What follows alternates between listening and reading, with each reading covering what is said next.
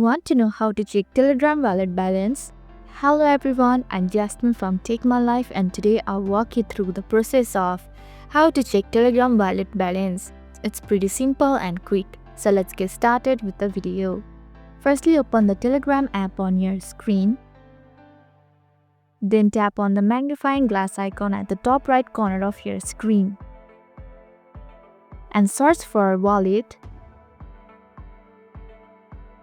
Now tap on the Start in order to check Telegram wallet balance.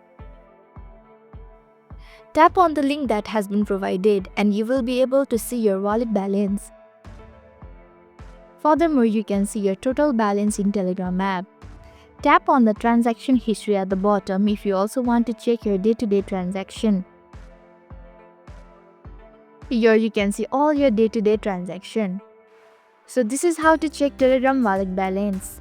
Thank you for watching Take My Life. I hope this video was helpful. If it was, then hit the like button and comment down if you have any questions or feedback. Also, if you are new to our channel, please subscribe and hit the bell icon so that you don't miss our upcoming videos.